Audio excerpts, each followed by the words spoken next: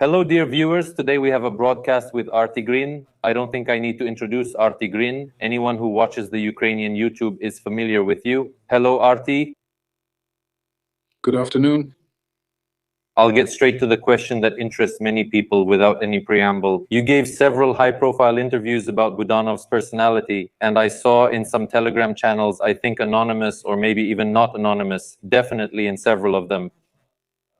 Like, people get ready, a campaign to discredit Budanov is starting now. Well, as is customary in the country. If someone said something quite openly, it means the person was bought, told what to say, persuaded, and so on and so forth. I would like to know your motivation, meaning is it purely based on your participation at the front in the war as a military man, or is there something personal in it? That's how it all looks. Motivation is a question that comes from the comments I've read. Well, motivation and the degree of reliability of information are different things. The motivation is this. Let's put it this way. I personally took part in the war with the Russian Federation and spent 4 years of my life on it, directly being on the front lines. Not counting, let's say, other involvement starting from 2014. Well, for example, hundreds of interviews, that's also time that I devoted to this issue. And of course, I would not want to lose in this war. So if a staff undercover FSB agent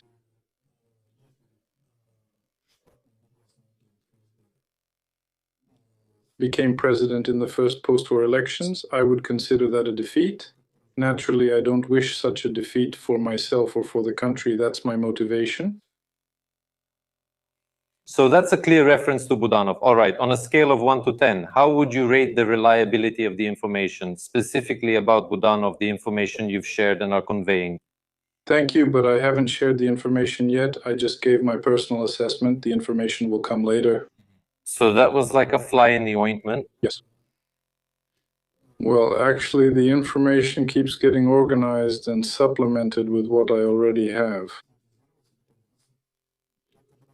It's enough to say that the probability is almost absolute. Uh-huh. And tell me, the fact that he became the head of the president's office, it's clear that you probably, I suspect you'll say, this information started appearing quite a while ago, before Budanov was appointed head of the president's office. Did you ever receive it during all your years on the front line? After he took this position, what is your overall assessment of his work, his participation in the negotiation group? We'll talk about the negotiations themselves later. Well, first of all, his, let's say, appointment to the president's office, I see as the implementation of a succession plan. Thank you for your attention. I mean, this person, so it was necessary to dress him in a civilian suit to show that he is not just a general, but also a statesman, has experience in public administration, and so on and so forth. Somewhere out there, they're spreading the idea that he's an antagonist to Yermak. Well, accordingly, some popular decisions should be made for the elections. That Sirski is being kept until the last moment to remove him. Everyone knows that the whole army hates him, and basically so does Ukraine to varying degrees. Replacing him with someone else half an hour before the elections would be a very popular move. Naturally, all of this will be pinned on Budanov, that he was the one who managed to do all this and so on. So this is a plan, basically a scenario for a successor operation. That's how I see it. But now all of this has stalled a little bit, possibly because Budanov's rating for some reason isn't rising much. And as you can see, the active phase of preparation for the elections has slowed down a bit.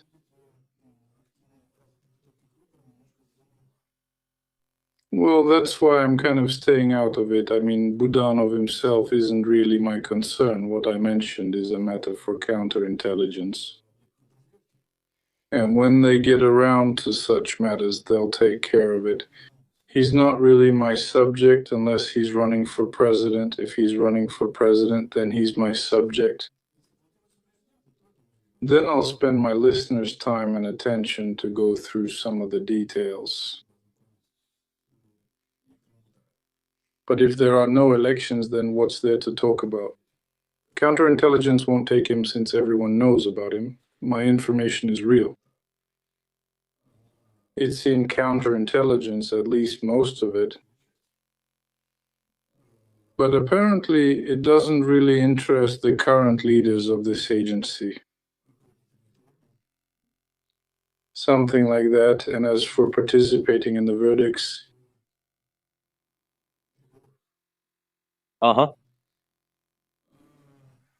you know, I'm not going to name names, but let's put it this way. It feels like the American negotiating team basically doesn't care whether Budanov is an FSB agent, a Martian, or anyone else. As long as he's their ally in these negotiations, and apparently that's exactly what he is. So he would also like to, well, sort of work towards ending the war and is ready for compromises. By the way, he actually articulates this out loud, yes. Well, Quite carefully, but he articulates it well. That's why he definitely suits the Americans, because he's a person who has an opinion, and he even voices it somewhere.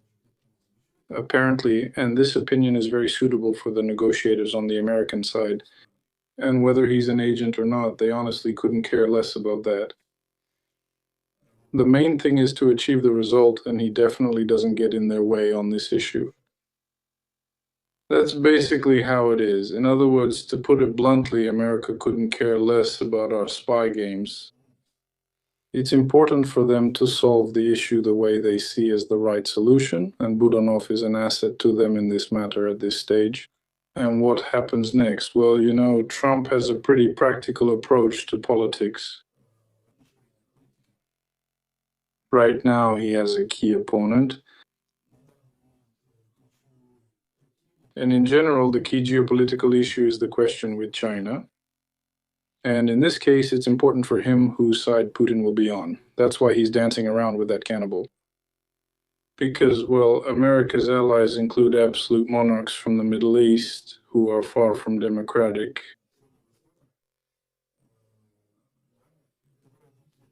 Absolutely right, yes. Nevertheless, in geopolitical matters, they are allies, so why shouldn't Putin become an ally in this particular geopolitical issue? Since Russia is actually, China is a natural adversary of Russia due to old territorial disputes and China's creeping expansion into Russia. The fact that today Putin is forced to be friends with Xi, well, that's a matter of necessity, because he needs to rely on at least one of the great powers, and there are only two of them in the world. The US and China. On the US. It's unlikely he'll be able to rely on the US for expansion into Europe, and China for a small share for cheap oil for creeping expansion into the Far East. It will definitely prop him up, not very reliably, not very firmly, but still lends it. So now Trump is fighting more as if for Putin's continuation as for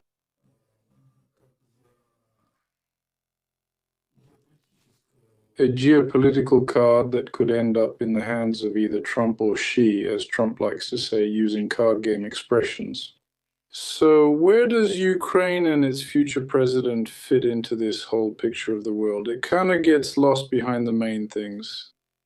well, look, let's say negotiations will eventually, God willing, end successfully and the war will be over. If we consider your version at this point, the involvement of the United States in Ukraine's affairs does not end, because Ukraine, at the very least, due to its geographical location, is an important geopolitical player in general and for the US in particular. A lot of money has been invested in Ukraine, and most importantly, serious work is underway to create a prosperity fund for Ukraine worth about $800 billion. That's a huge amount of money, and as you can see, for example, the US will be managing such funds, but one of the counterparties is Ukraine, led by a direct FSB agent. So it's just, well, no. Well, why not?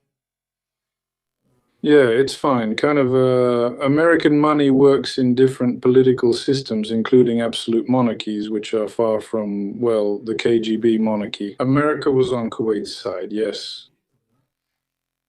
Even though Kuwait is an absolute monarchy and Iraq was, well, a kind of crooked but still a democracy.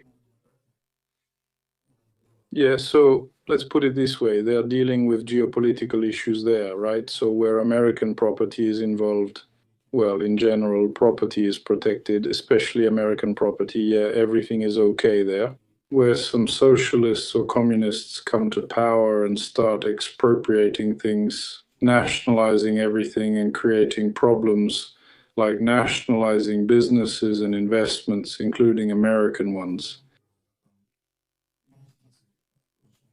These kinds of political entities, well, America doesn't like them for completely understandable reasons. I wouldn't like that either. I mean, those who rob you are definitely not your friends.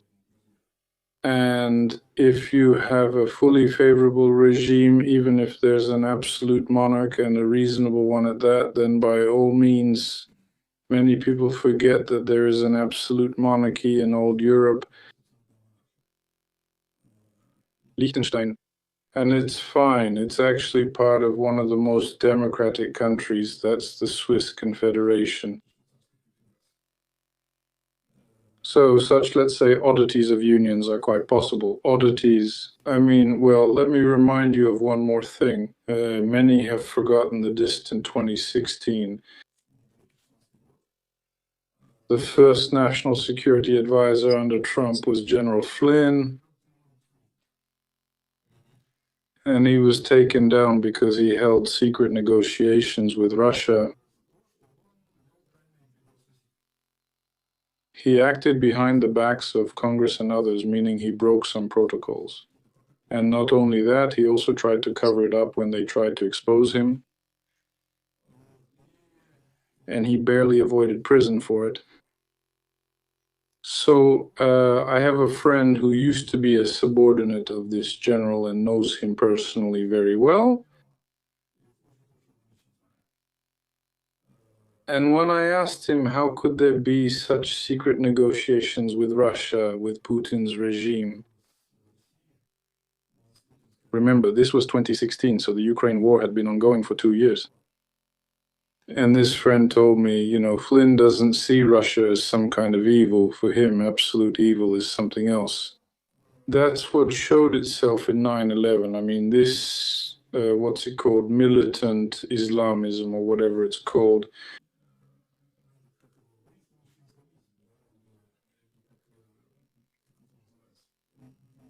Fundamentalists, yes, Islamic, that's it, and ISIS. And everything else, everything that helps to fight them, those are kind of allies. Well, and Russia, I have to say, basically, well, was not an ally, and ISIS is definitely a factor. Therefore, Trump did not consider Russia an adversary. He saw it as an ally in the fight against the main evil, because at that time, the main evil for America in 2016 was ISIS,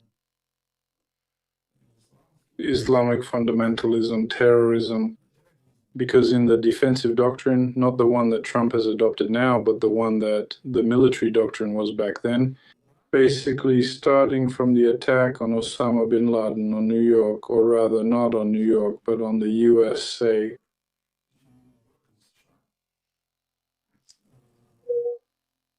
Well, that's how it was in their doctrine. Islamic fundamentalism and international terrorism were considered the main problems in the world. But now, for Trump, the main problem in the world has changed a bit. That is, it's the rivalry with China, since it is becoming, well, let's say, a real prospect. And it's quite possible that in this struggle, the more, let's say, forces, means, and resources are on this side, the better. And this whole hassle with Russia, with the fact that Trump is there, well, thank you.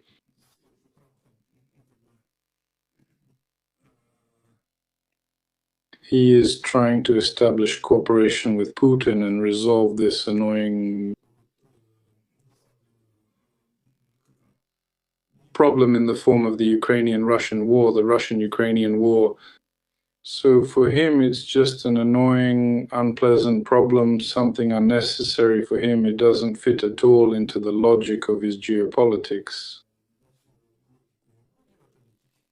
Because here he is forced to be on the side of good, not evil, and in this case, Russia is the evil.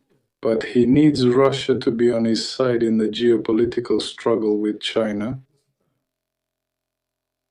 Well, they need to pull Russia away from China, but look, again, it's not just about pulling them away, but to bring them over to their side, because geopolitically, China and Russia are definitely antagonists. They've always been that way, at least since the 19th century.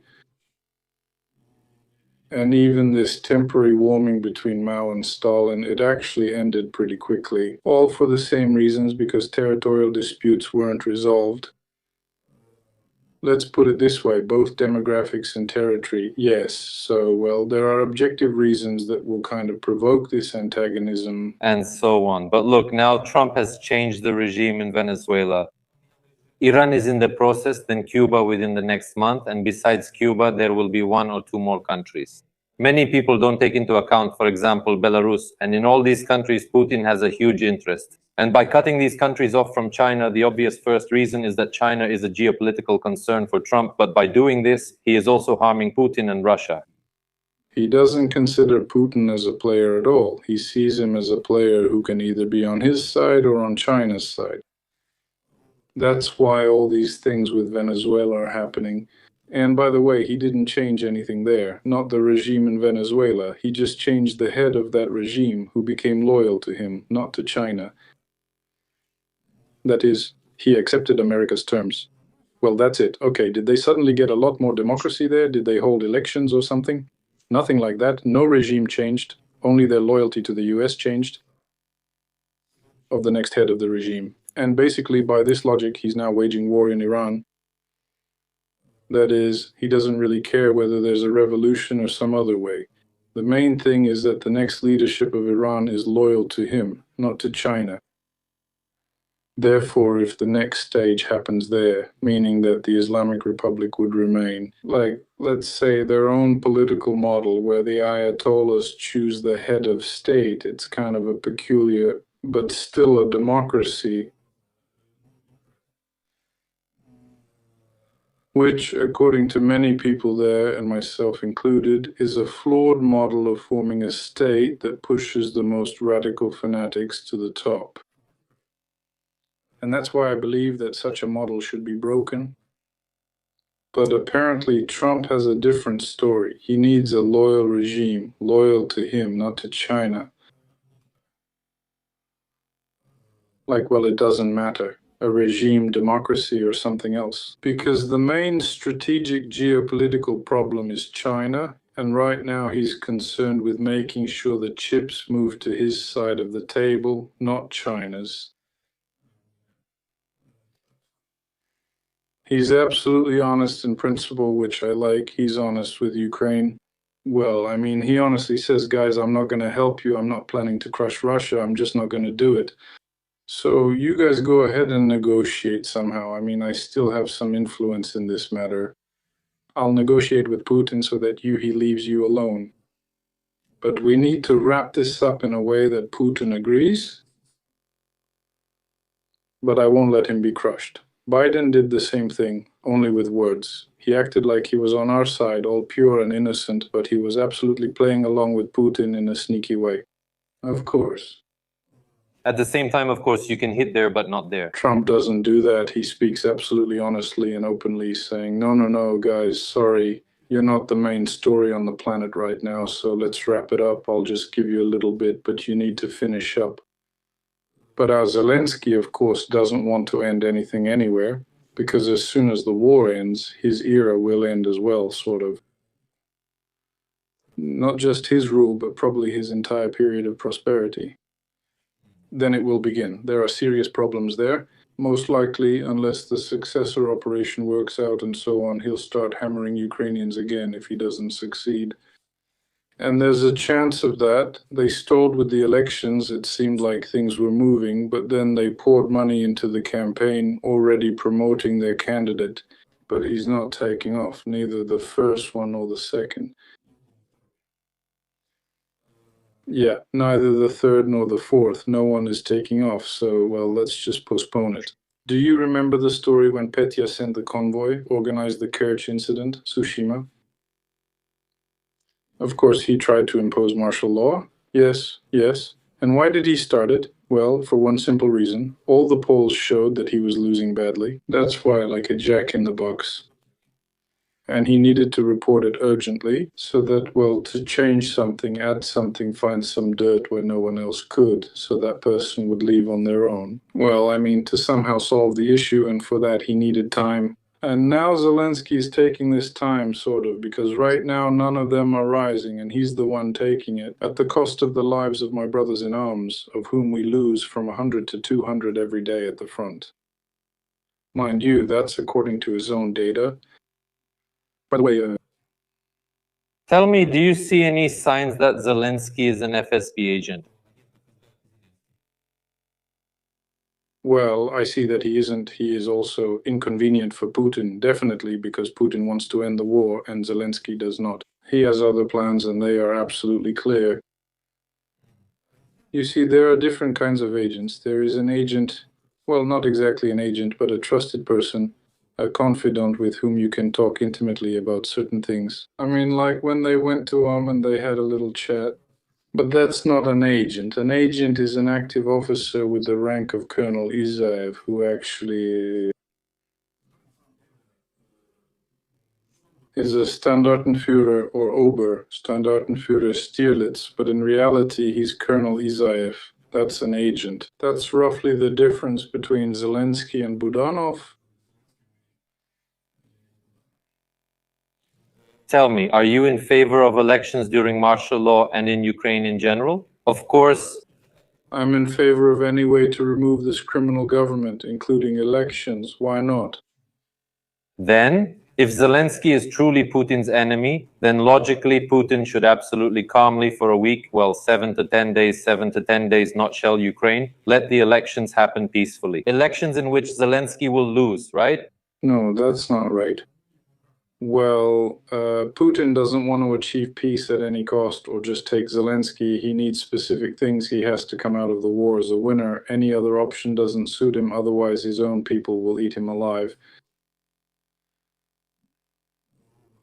That's why Zelensky shamelessly takes advantage of this. He understands the vulnerability, well, not exactly vulnerability, but what Putin needs, and he does everything to make sure he doesn't give it to him.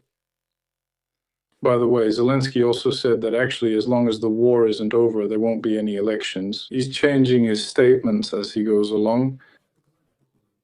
So the situation in Ukraine right now is terrible. So a usurper is a usurper because he blatantly violates the constitution and in many ways turns the army into some kind of slave army, quietly behind the scenes. His commander-in-chief there, it's already the 3rd or 4th Army, has sent in assault troops, which are organized with certain principles in their structure. The army, well, actually looks more like a gang, and the commanders there, or rather the local leaders, are the same. The people have no rights. They've been driven in like penal battalions there without a court sentence. They took away their phones, their ability to contact their families, and so on. So this is definitely a usurpation of power. And such a guarantor of the Constitution who not only doesn't stop it, but actually initiates it. Well, he should be removed, and the way of removal can vary. It happens. I'm fine with any of them. Tell me, people will definitely write in the comments that I always get this kind of opposition. Although, well, I don't talk to hundreds of military personnel, just dozens, while you probably talk to hundreds since you were on the front lines yourself. So, and Zelensky is stirring up this wave through his sources, through his media, saying that the military won't follow the order. If we make a deal with Putin now, I'm not saying to give up Donbas or compromise on territory. There are various formats being discussed in negotiations. What are your thoughts?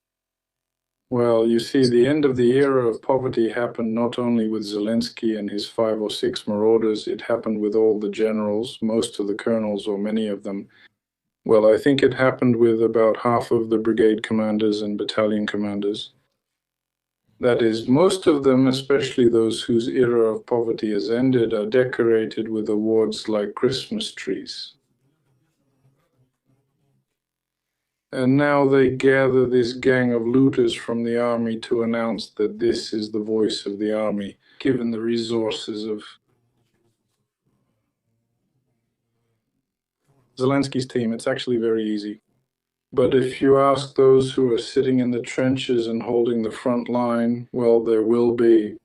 I know one of the active ones. Well, I mean, someone who is really in the trenches and who is someone wounded in the head. Well, wounded in the head in a good way. I mean, someone who will fight to the end, kind of a tough guy.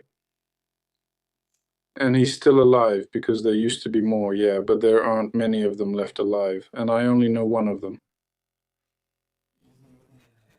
Out of probably 150 are basically contacted who told me about this. Well, still hundreds. Most realize that territorial compromise is unavoidable. Am I right? no, they see it as a possible option, but it shouldn't be taken out of context. It's like considering selling a car without considering how much it's worth for how much money. Give your car to someone, just give it away. Yeah, if you don't need it, just give it away. Just give it. Yeah, if someone tells you that your used Ford, a 20-year-old one, just give it away for $5. Yeah, for 50,000. Well, that's it. You can't take elements of the contract out of context. That's just a part. It's only one element of the contract. So you need to look at it as a whole, not just pull something out of context and say, what, do you want to give your car to some stranger? He's not even your relative. Let's be more specific. And he even supports a different football team. How can you give your car to him? Yes. Right now it's being discussed. Let's focus on what's more realistic, because on the negotiation table, there's an option where Russia also leaves, meaning we leave Donbass, Russia withdraws, and then there's a free economic zone. But at first, they insisted that only Ukraine withdraws its troops. Can you comment on both options, and how do you see and feel about this? I can comment that if both sides want to end the war, such a compromise can be found, especially since there is such a serious guarantor. That is a person with a heavy kettlebell who can throw it either to the left, to the right, or even hit someone from either side on the head with it. So it's definitely possible. Obviously, at least one side doesn't have the desire, a clear desire. At the same time, it's just stubbornness. Obviously, it's just stubbornness. Because the balance of power is obvious, it's just obvious. Without Western help, we are physically unable to defend ourselves at all.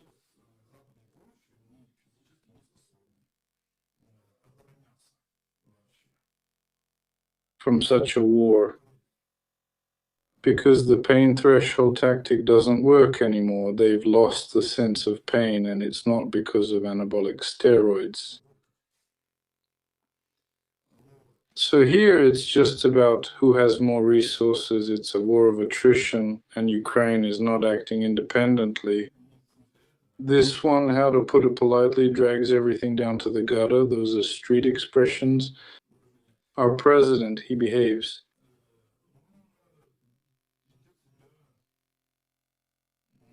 Well, arrogantly, boldly, and that doesn't match the real situation at all. He is rude to everyone there, including Trump, although lately he has stopped being rude. Apparently, someone hinted to him somewhere like, hey man, apparently some arguments came up, so he reconsidered his behavior. He just dodges, acts brazenly, lies, twists things, but he's not rude anymore. But unfortunately, the Europeans are supporting him in this matter. He's like, a spoiled child whose dad told him to sit down and do his homework, but he runs to his mom and asks, Mom, can I go outside? And she says, yes, yes, son, go play. That's pretty much how he is. So in a way, he's holding both the army and civilians hostage. Zelensky, he's holding the country hostage. That he's trying to stay in power by any means necessary. The country is paying for it. At the very least, not just at the very least, but from 100 to 200 lives of its best people, its citizens.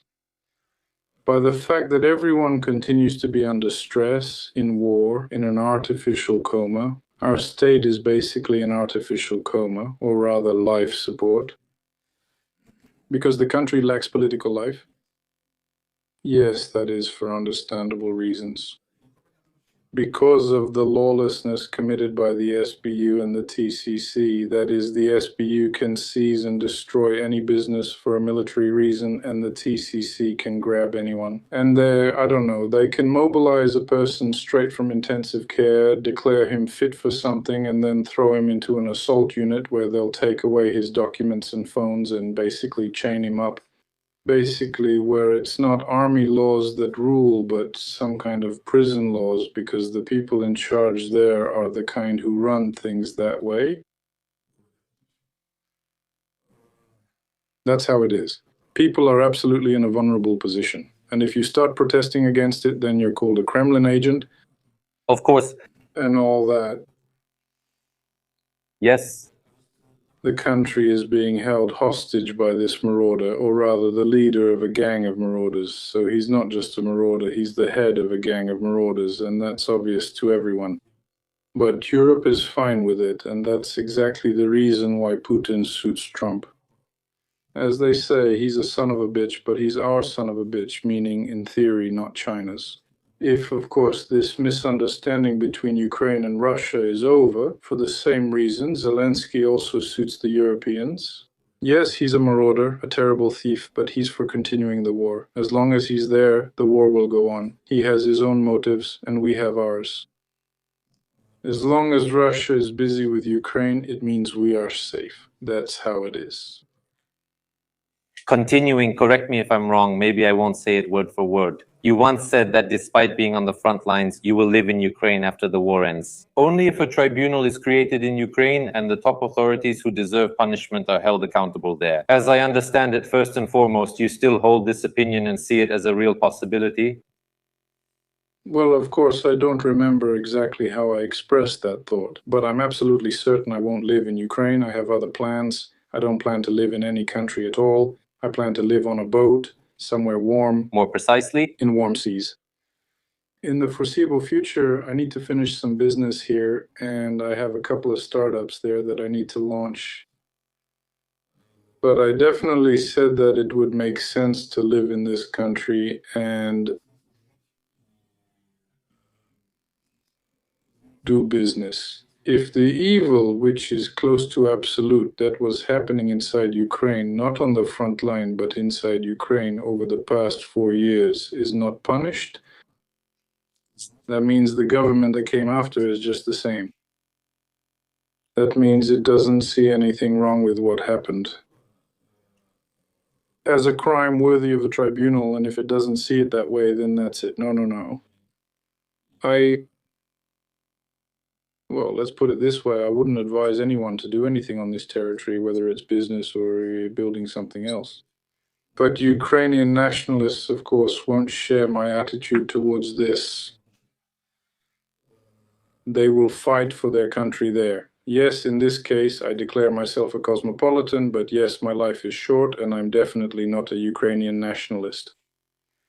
I fought for this country for 4 years for freedom, not for things like the embroidered shirt or the language. If it didn't work out, then it didn't work out. And I guess I probably finished my part. From here on, it's without me, not that I'm retiring. But until the full-scale war began. Your personal opinion, like of Zelensky, Yermak, and that whole bunch, how did you assess them? Did you understand who they were? Did your opinion of them change after getting to know their true selves, or did you think more highly of them before? It's not that they revealed their true selves. The long war just gave them new opportunities. Yeah, remember, it wasn't that long ago. Wait, you could actually do that? Well, in the current circumstances, that's actually very relevant. Back then, you couldn't do something like that. So, if Petya had a controlling stake in the Rada, like those marauders, if Petya had a prolonged war, where he's sitting on artificial life support and everyone is fine with it, do you really think he wouldn't take advantage of that? Of course, he would take advantage of it. I don't doubt it for a second. The other thing is, he would steal much more than Zelensky, but at the same time, there would be much less stealing in Ukraine. Well, that's the dialectic. I mean, Zelensky is a weak manager. And of course, they grab whatever isn't nailed down. But since their management model is different, It turns out that more is stolen, but they get less out of it. Under Petya, of course, things were tougher. He was the main beneficiary, and the crumbs from the table went to the right people. Well, more precisely, he distributed them himself. And here it's a total mess, just a disaster. And that's why, yes, people tell me, see, wasn't it better under Petya? I say, yes, of course it was better, but he was a manager. I mean, he built his system more competently.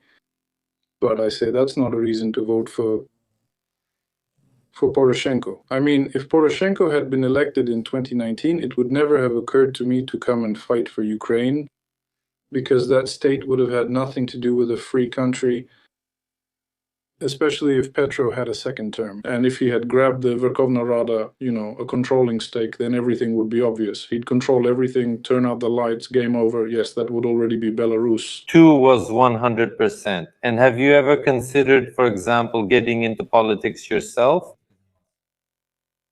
No, I'm done. Really, I don't have much time left. I want to do something for myself. And really, why should I tell people how to live, people who will live here? So to speak, my generation, I think our voice is just advisory. So I'll just limit myself to giving advice, and that's it, just this election cycle, and that's all. I'm definitely not going to do this. I've already spent too much on it, not just 4 years in active service, but also energy, nerves, as they say. I just don't want to anymore. I definitely deserve more. It's impossible to deal with this nonsense. Well, how can I put it? We live in the 21st century. In 2027, people will probably live better. They'll have different problems to face. It's impossible to do everything well right away. Just a little more, a little more. No, the process is endless, but I participated at some stage. Let future generations choose their way of life. Look, based on the information I have, I came to this conclusion for myself, and I stated it publicly, that these negotiations, which are now taking place round after round, are basically Ukraine's last chance to agree on peace at the negotiating table in a more or less civilized format. As you can see, if everything falls apart now, and the probability is not small, I know for sure that Zelensky is not going to make any compromises, personally Zelensky. How long will Ukraine hold out, considering this humanitarian catastrophe? What you said about the front and the military isn't even up for discussion, but civilians, to put it mildly, aren't living well either. Now, strikes on the water infrastructure and supply are expected. So realistically, without sugarcoating it, how long can Ukraine hold out until, well, I think what's happening now is already a catastrophe, until it turns into an apocalypse? Since our money and credit are frozen, we're essentially bankrupt as a country. No, well, if there is no money, if Europe doesn't give money, then that's it, it's bankruptcy. Yes, and yes, it's not just about the front, it's the collapse of the state. At the same time, strangely enough, I wouldn't be surprised if the state collapses, but not the army. Well, naturally, when the state collapses, Syrskyi will have to run away quickly, because if they catch him, it will be bad for him, but the army will self-organize. I'm absolutely sure of that. Yes, there will be territorial losses associated with a period of disorganization, but civil society will take on this function, just as it did in the first months of the war. Later, all these officials showed up and said, "Oh, you didn't forget I'm the director here." Yeah. So, but that is, maybe everything will go back to that time. That is, if there is no money, they will have nothing to steal, nothing to feed their bayonets with, the ones who keep them in power, the ones they rely on. Well, that would be the collapse of the state, but it's not at all certain that it would be the collapse of the front. By the way, our story is completely different. Well, I can't say for sure. Well, or even if such a collapse happens there, well, in the end, someone will chip in. A platoon from each battalion will be sent to Kiev. Maidan will happen in about 25 minutes, that's it, and they'll elect a Koshovyi Ataman for the duration of the war. And then, well, we'll keep fighting if, what do you think? If Zelensky had run away, would everything collapse for us? Has Zelensky already collapsed the state? No, of course not. We would have chosen a new Cossack leader for ourselves, like Zaluzhny. He would have been suitable for that role. I think the same way. He was quite a compromise figure for everyone, but it's not just about Zaluzhny, as they say. Now, for example, there are other names that could be supported as Koshovy Ataman. What is that? So the Cossacks gather in a circle and say, this one, and whoever shouts the loudest, that's who they choose. No one counts votes, it's just whoever shouts louder, that's who they pick. And then everyone accepts it and goes off to fight. We'll get together sometime. Yeah, and maybe we'll even choose a different constitution because the current constitution was written by crooks for themselves. But when we have these conversations, wait, are you not from that generation? There was a skit by some comedian like the sheet music. Here they wrapped fish in it, here you play, here you don't play. That's what our constitution is like. Here the communists wrote, here the nationalists wrote, and as a result, we have this kind of document. Now, there's war and a collapse of authority.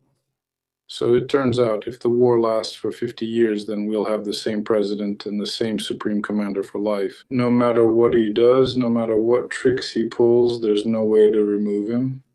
According to this document, which is worthless because it doesn't address the main issues right now, it doesn't solve our main problems. Currently, the Constitution fails because it doesn't consider events like these. It doesn't account for a lot of things. It's just that right now, this is clearly an important choice. They wrapped fish here. The communists wrote something here. Chernovol added something, and then they corrected it 3 more times for the next president. Right, so actually the document is long, not really about the right things, and awkwardly written. That's why we're in this situation now. So it's absolutely clear to everyone in society that something needs to change, but there's no mechanism for how to do it.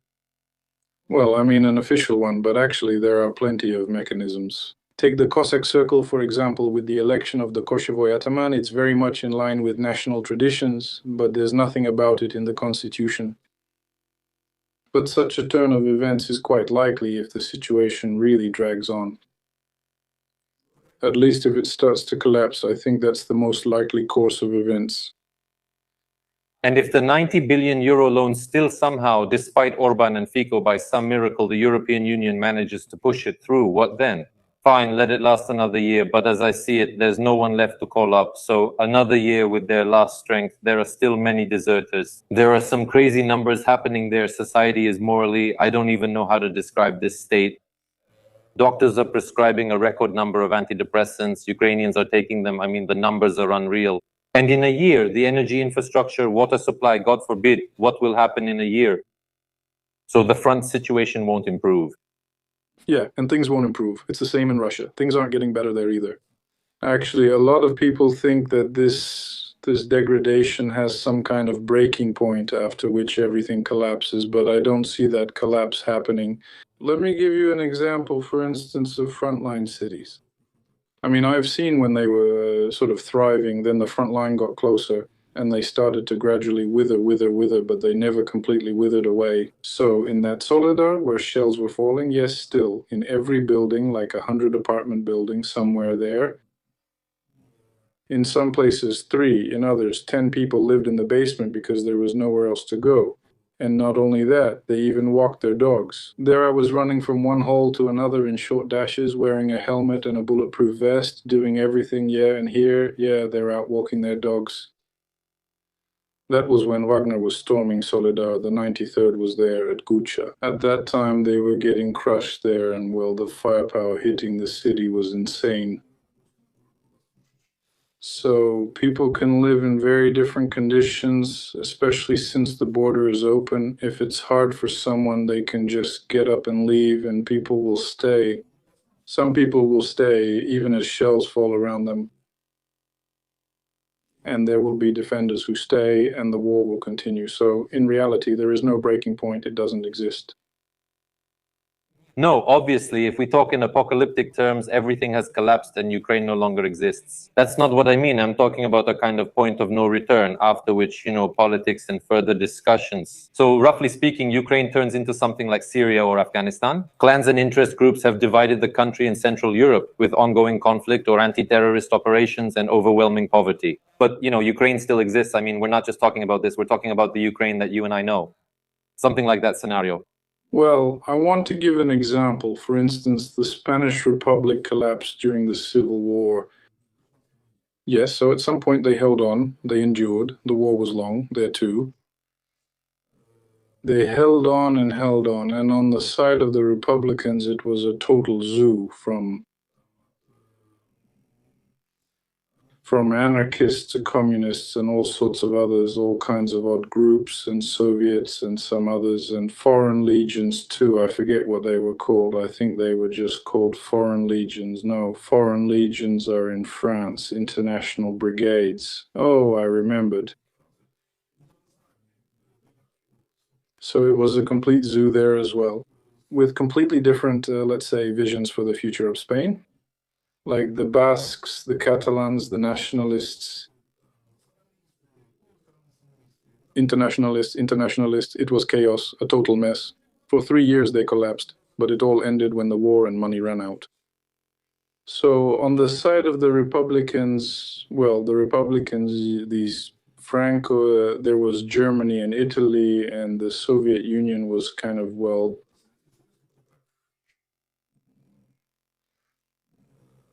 not really, involved. They helped, just gave the opportunity to evacuate to their country, and even then, not to everyone, because, well, the anarchists were definitely not needed by them. Stalin, well, at least they didn't stay here for long, yeah, and later he repressed most of the communists too. That's why. But they held on for 3 years, facing much greater difficulties in understanding each other than the Ukrainians did. Ukrainians, well, this isn't a civil war here, so there's a common idea to fight off the Moscow and then we'll sort things out later. But with the Spaniards, they stood against each other, and that's where the problem was, so there won't be a collapse point here. I can't imagine it, I just can't imagine the mechanics of it. We learned to fight with minimal resources and inflict maximum damage. Come on, yeah. Well, if Sersky were out of the picture right now, believe me, if it wasn't Sersky in command but another general, well, I won't say the last name right now, but everyone knows it, so, well, the front would be moving in the other direction right now, and Russia would be in deep despair. I mean, the Russian army. That's the kind of factor he is. Well, by the way, it's also not right for Zelensky to win because it will be held against him, despite the fact that despite everything he did there. So whether he wins, loses, or stops the war, all the options are bad for him.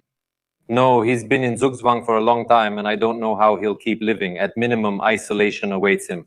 If I may, I'll step back. You mentioned people in frontline areas who stay and even walk their dogs despite everything. Why am I bringing this up now? Zelensky often refers to a figure like this as one of the reasons why compromise is impossible. He says there are 200,000 people in Donbass, in the territory we control. You want me to abandon people? I know it's not close to 200,000. How do you roughly estimate it? The number? Well, in Konstantinovka, probably a couple hundred are left. In Kramatorsk, it's quite a big city. I think, what is it? A quarter are left now, but when the front moves closer and shells start exploding, then accordingly a couple thousand will quickly drop too. Slavyansk is probably bigger. Let me think. Well, maybe there are about 100,000 altogether if you add everything up.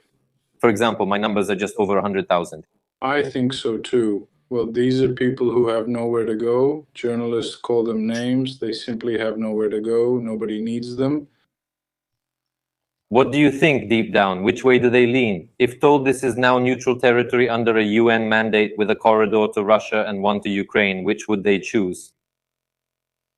Well, that's just my feeling. I've always communicated quite closely with the locals. After all, my parents are buried in Donbass, so I don't separate myself from the people of Donbass. I'm also a local and a Donbass native, so I understand much better what's happening there. I've heard from some people that 3/4 are waiters and traitors. Well, it's an absolutely normal situation like everywhere else. 85% are for everything good and against everything bad as long as the war ends and they don't care. Red, blue, purple. Leave me alone. I don't influence anything anyway. Just give me a piece of bread. You won't give me more anyway. So what's the difference? What kind of government is there? The pensioner, of course, might have some beliefs just to chat with the neighbors about something, but in reality, he doesn't care. The main thing is to have water, electricity, and some kind of pension that's enough for a minimal supply of food. If that's not enough, you can grow something in the garden, or the grandchildren can bring something. Well, just like it's always been. That's why 85% don't have, let's say, a side. 85% are for any way to end this trouble. And as for the remaining 15%, divide them in any proportion you like. So I divide it roughly as 13 to 2. 2% are the waiters, 13% are pro-Ukrainian, meaning they mostly want Ukraine and the Ukrainian side to win. That's what I see. Some divide it differently, but you have to understand that 85% are for any format that ends the fighting. Based on this, Mr. Zelensky should think about it. He is the president of these people, not just the 15%. The proportion doesn't matter, but for whom? This is nearly the same as calling people traitors. It was a big mistake from the very beginning to treat the eastern region this way, and it still is now. As you said, they're called sympathizers or something similar. You're right, pensioners and the older generation just want a pension, peace, and not to be bombed. It turns out no lessons have been learned from all that's happened. We'll still call them that. People are already thinking about setting up camps or something, trying to find out, what were you doing during that time? What kind of micro business did you have? Were you doing financial operations with the other side, maybe even throwing you in jail? It's all the same thing. This approach is now on Zelensky's conscience.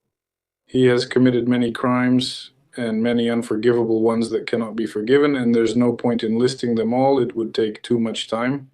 And some of them have absolutely clear criminal characteristics, well, signs of a criminal offense.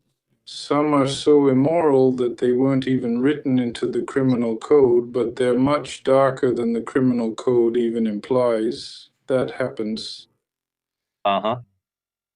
You mentioned Zaluzhny. What do you think his chances are in politics if there are elections? Well, sooner or later there will be elections anyway, and apparently he will be running overall as a political figure, not as a military man in his confrontation with Zelensky. If it happens that way, then these will be the two main candidates. If elections happen soon, that's how it'll be. Only quick elections will allow those who are now going to try to cheat in them to pull off some of their own tricks. Because if there are full-fledged elections, meaning full-fledged political campaigns and so on, then neither Zaluzhny nor Zelensky have any chance. But if they do it quickly, then basically there will be no one, especially under martial law. In fact, Zelensky also stated that under martial law, they are not going to hold elections, meaning they are not going to lift martial law. So many of the provisions, let's say, points of martial law suit them quite well. Well, apparently some kind of united telethon there. Well, of course. Well, and all that. Well, I mean, they haven't finished forming the configuration there yet. They're supposedly writing laws there, writing disposable ones. That's true. It's almost completely ready. And there's only one round, as far as I know, according to my information. There's only one round. Well, I'm not really sure about there being only one round. That's why, because for the president, it definitely won't be a mandate. In one round there, for the second round, there's a week. You can do it in the second round, but you can also, as soon as they finish counting the first round, you can start the second one. So actually, that's not a problem. And as far as I can see, the tactics of these marauders, they're all counting on a second round there because Zelensky won't beat Zaluzhny in the first round and Budanov won't either. Well, of course, it depends on how much they cheat, but they won't be able to pull it off to that extent. Well, that's why they've slowed down the elections. You see, now they've counted everything for the moment, did, what's it called? Some fresh polling, and like, no, we're not sending the Kerch convoy, forget it. Well, Yeah, that's it. And do you think even if they cheat, do you think Zelensky has any chances in this situation? For example, I don't give him any chances at all, not even in one round. Voting India, no chance. And you think, well, are they preparing Budanov? Well, of course, yes, no, not Zelensky, because he's already lost his mind. They might keep him in the dark. So yes, Vova, you will definitely win. Go ahead. But in reality, they're betting on Budanov. They were specifically betting on Budanov so that Budanov would rise. And in the second round, it would be Budanov against Zaluzhny. And that's where they'll take down Zaluzhny. Well, that was their strategy, and they were convinced about it. But now they've come up with a new strategy. That's what it's called. He just mentioned polling, and that's it. And somehow they lost their enthusiasm. so with this version, how could he rise up if he doesn't deal with internal affairs at all? He only handles negotiations. It doesn't matter. What matters is who has more shells. Well, in this case, crowbars, the number of views. Well, of course, when they told me, like the English, I said, how many divisions do they have? Stalin once asked about the Pope, why make peace with him? How many divisions does he have? So the English, how many divisions do they have? Show me the pundits who supposedly work with, what's it called over there, the Foreign Office. BBC, they're churning out paid PR for Budanov like crazy. Well, that's why, although Budanov is not a hero. Interesting. Well, that's my point. So these British people are nobody. Sure, they'll bring money, maybe a bag of it, but where are we supposed to put it? When all the pundits are already on the payroll, everyone already kind of knows the cash register where they get paid. All the TV channels there, although they don't play any big role anymore too. So what? Are you going to bring a bag of money and hand it out in the square? There? Well, there are no divisions, so the British have no divisions. Now the Americans are doing something there. There's some billionaire friend, and Lyudmila Nemiria is heading this resource there. So unexpectedly... This is not the last story. Well, I think so. I mean, well, the Americans, they are, well, kind of people... Well, not just Americans, but specifically those who are involved in geopolitics under Trump. These are people who know how to think strategically. So if they get involved, they do it seriously. If they decided to bring in 800 billion, then they will definitely try to take control. And everything that's happening here is to prevent some random guy from popping up out of nowhere and nationalizing everything or doing something like that. I have a few more questions for you. They're more philosophical for me to understand and for the viewers.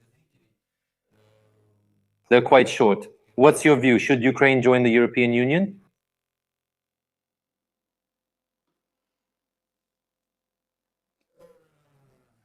You know, I would prefer a situation like, for example, in Norway. Free movement of citizens, freedom to work, and what else? Schengen.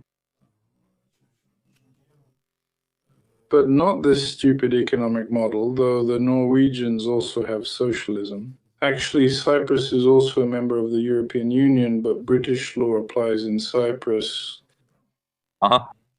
So common law, that's how it is, you could say. And this gives a huge advantage to this area compared to others in terms of attractiveness, business attractiveness. And in general, there's this habit that judges, you know, actually enjoy convicting an official if it ever comes to court. Like a dispute between an official and a citizen. Well, it doesn't matter with any party. So the judge will gladly smack the official because there's no reason to offend citizens. That's important.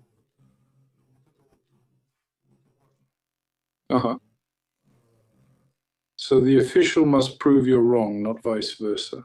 Well, and the system itself is such that, for example, the tax system, I don't calculate my own taxes at all when running a business. That's what auditors are for. They do that.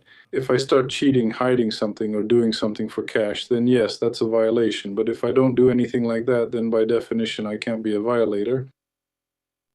That's it. That's why I talk to all officials without any sycophancy, because it doesn't make any sense if you're not stealing anything or cheating anyone. That's the attitude here, and it's the same with the police. I mean, that's common law. People feel free and protected. I would wish the same for Ukraine within the European Union framework. Although things like, for example, VAT, I consider to be absolutely flawed taxes. There, really, and this social aspect, this stupid socialism, that's also, I think, nonsense. But in principle, you can have that within the European Union as well. But since Ukraine is still closer to Europe, it's complicated there. You know, Norway, for example, has the biggest, let's say, money bag right under them, that they can afford a lot of things. Well, Iceland, by the way, they don't have a big money bag, but they're also not in the European Union, but they're in the Schengen zone and all that. So the European Union itself, it's an unhealthy formation in itself. Yeah, it's like when there's one, one black sheep, the whole flock holds back the whole flock. Yeah, so this decision-making system, all these, a bunch of directives, social or not social, Euro directives, they just give me an allergic reaction.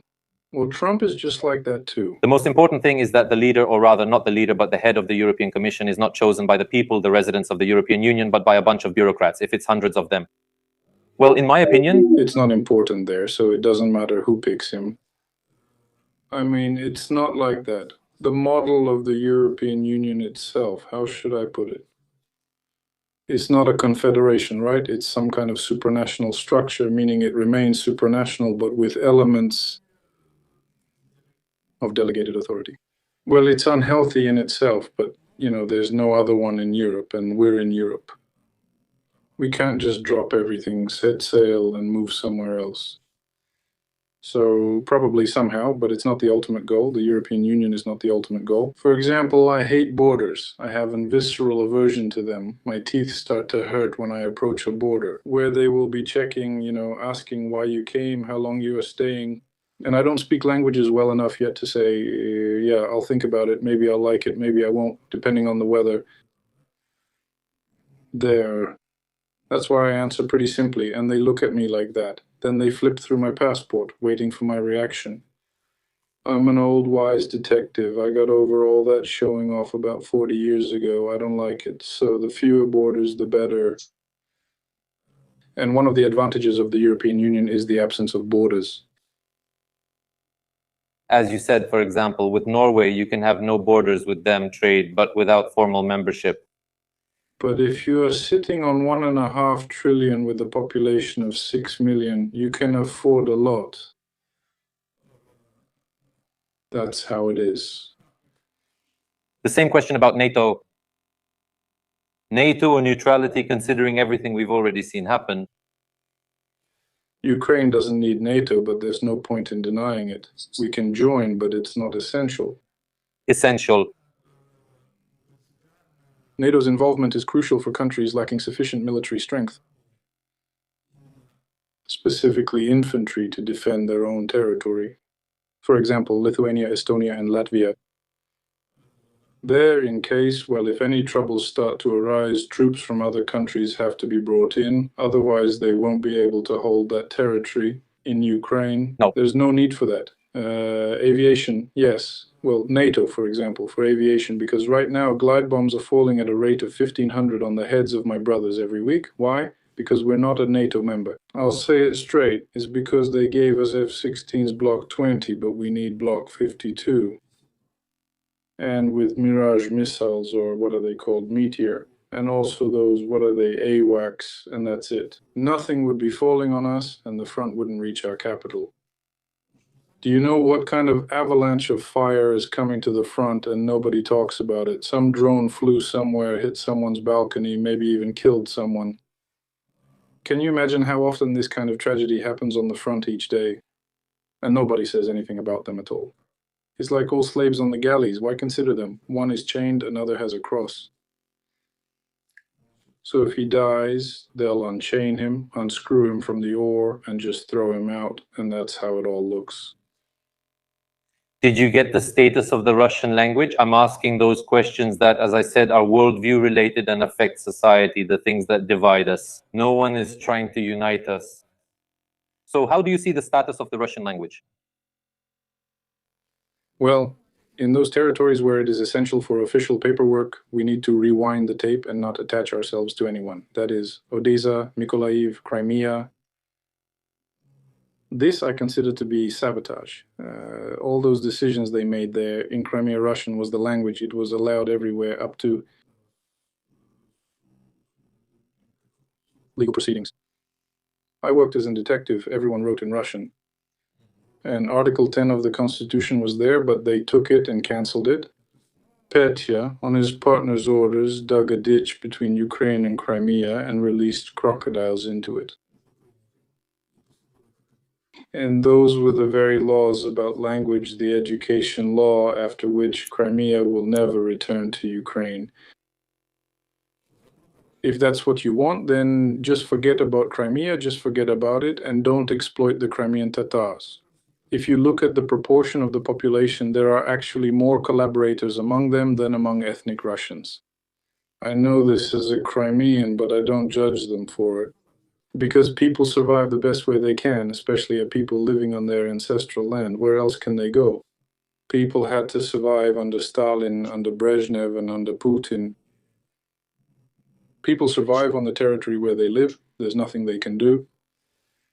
And I absolutely don't think that the Crimean Tatar people have to be loyal to Ukraine. They should prioritize their national interests. If Putin conquered their territory from Ukraine, that doesn't mean they have to engage in guerrilla warfare just because they swore allegiance to Ukraine. No, above all, they owe it to their people. And their main task is to survive. They are already small and has suffered, so I have no complaints against them. Thank you. Well, and Odessa, Mykolaiv, if you try to force things there are all sorts of lunatics running around without straitjackets who harass people who speak Russian, who listen to Russian songs by Tsoi, Vysotsky. I believe these people should be in straitjackets and getting treatment in specialized institutions.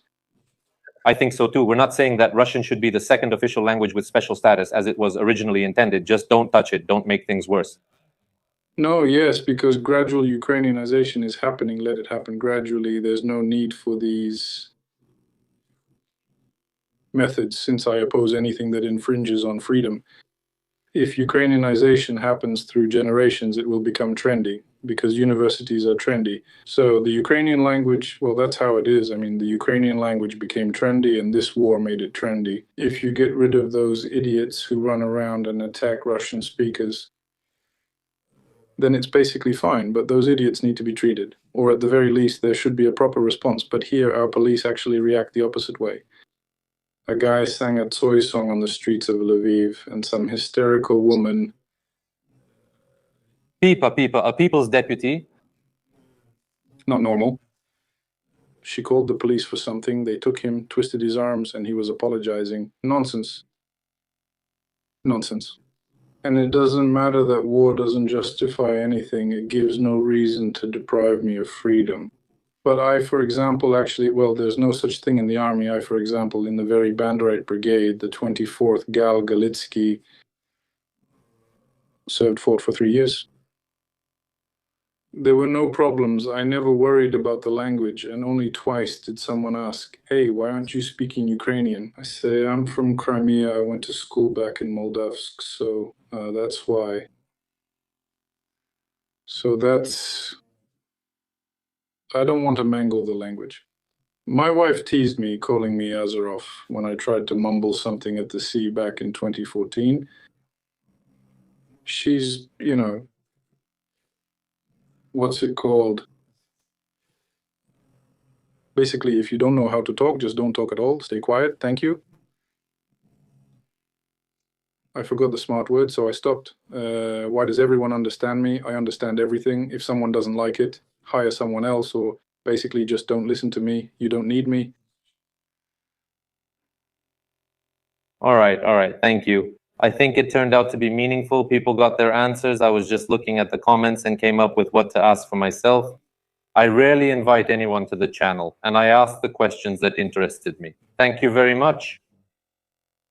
Thank you for inviting me. Thank you. All the best. Stay in touch.